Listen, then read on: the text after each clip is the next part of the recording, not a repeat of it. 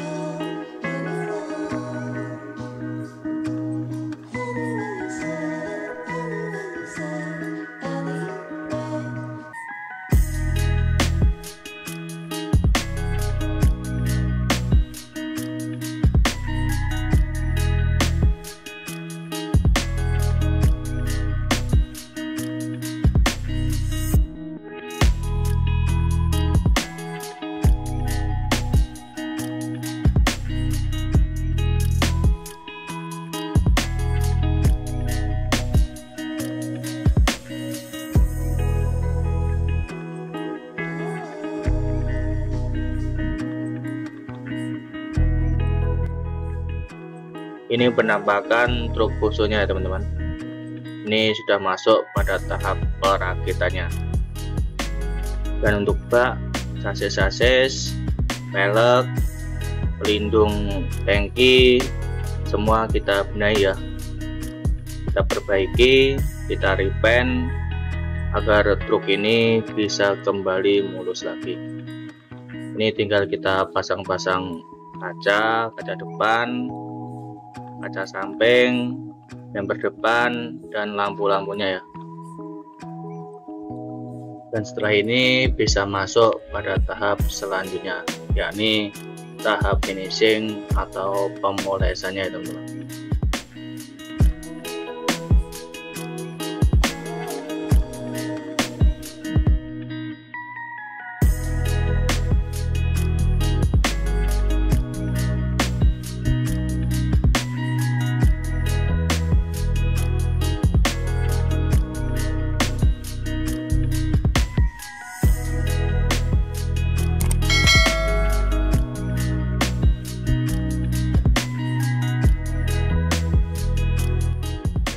Baiklah teman-teman, sekarang kita sudah selesai pada tahap finishing akhir ya.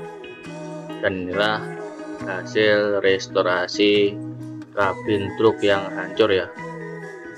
Sekarang sudah kembali mulus lagi. Dan inilah penampakannya.